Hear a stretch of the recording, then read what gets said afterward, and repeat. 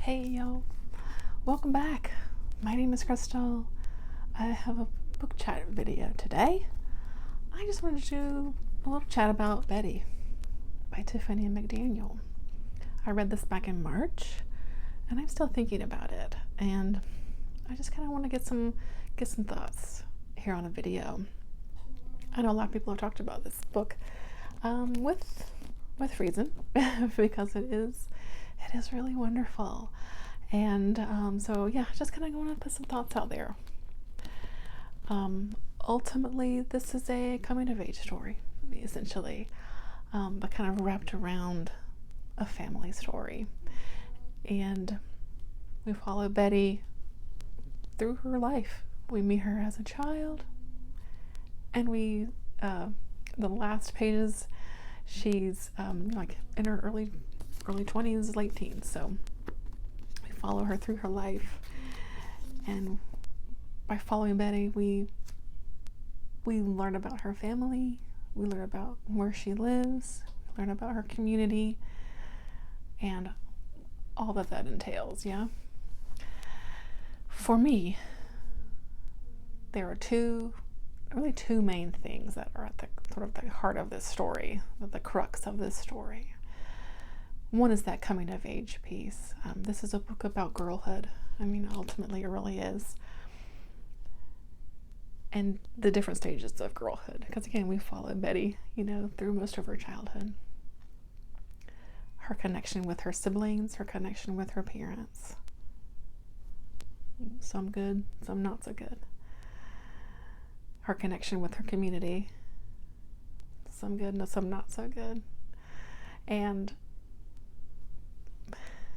what it's really like to grow up as a girl, even though this is set in like the sort of late 50s and early 60s.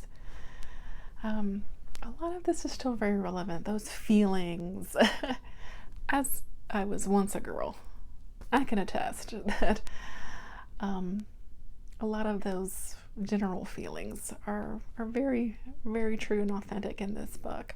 And whether it's looking in your reflection and just not being happy with what you see, whether it's feeling like you don't have control of your body, you know what I mean, you don't have a say over your body, and but everyone else feels like they can tell you about your body and what your body is supposed to be, what your body is supposed to look like, dictate what you put on your body, all that kind of stuff. Yeah, that kind of stuff is in here. And the lovely relationships that you have along the way, particularly with Betty, her relationship with her father, Landon, which is a bright spot in this book. This book has a lot of trauma, a lot of sad things that happen. This is a very difficult read. It's not an easy one. But the words that describe these events are so beautiful that it really makes it worth a read. But again, those bright spots with Landon, and particularly her father, the scenes of when they're working in the garden, and just things like that are just so wonderful.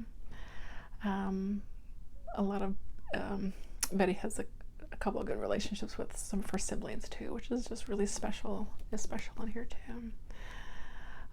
So that girlhood, that growing up, that coming of age, which I mean really everyone can identify with it to some degree, whether you're a girl or not. But it's tough being a kid sometimes, and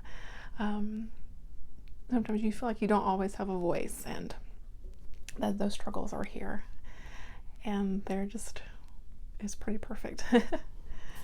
The other sort of thing that I think is really important about this story is the let's call it generational trauma of a family secret. How that really can devastate a family and really mark a family throughout the generations, and really the damage that can cause, and how a lot of times this girlhood piece, this being a child, and this generational trauma really intersect, and that's where the powerful things come into play here. The really devastating things that happen to many of our characters in here. We know that this is based off of Tiffany's mom is Betty, and a lot of the characters in here are based off of her relatives, people that, you know, really existed, and things that happened, or, you know, are based in truth. And knowing that, it just adds really another layer of just, I don't even know, another layer of truth, I guess, you know, to this story. That's not really what I want to say, but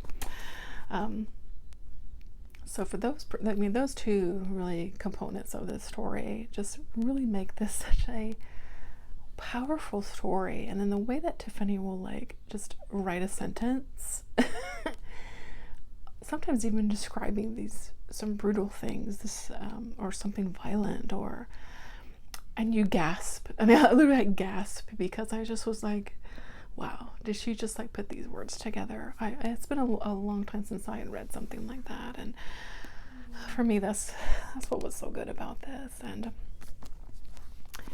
so, of course, I mean, there are content warnings for this story. I feel like I will maybe list some content warnings below, if you are curious about them. Some people, I think, consider a content warnings maybe like a spoiler, but there's a lot of stuff going on in here that some people may want to be aware of along those lines. So I'll list that below. And I also just want to mention one more little thing about this story, and that is the character Lent. He is the youngest child that comes along in this family. I believe ultimately we have 6 children in the family, and Lent, you know, comes up as the baby. He's the last one to show up. And you know, from how things are described and things, it seems that Lent obviously has some sort of medical issue, but possibly also some sort of intellectual disability, developmental delay. And one passage in particular I would like to read, if that's okay. Dad knew then that in loving Lent, there would be bridges to cross, and they would not always be easy. In preparing for this, Dad said we were not to talk about our brother with outsiders. They'll only send him away, Dad told us when Lent was in the field foraging for rocks. Where would they send him? I asked, unsure of who they were. To dwell in a house of scorpions, Dad said. These scorpions will sting him until he forgets how to talk. More than that, they'll try to fix him. But all they'll really do is chase him out of this world. And wow. I don't hear many people talk about Lent, and because this is, of course, the story of Betty. It's not the story of Lent, but I loved him, and I loved the inclusion of even just that passage right there. As the child, you know, or as the mother to a child with a disability, I know that in this time period, many children with disabilities, you know, they didn't grow up in the family. They were often sent off to institutions where there were deplorable conditions, and they were not loved, and they were not included in their family.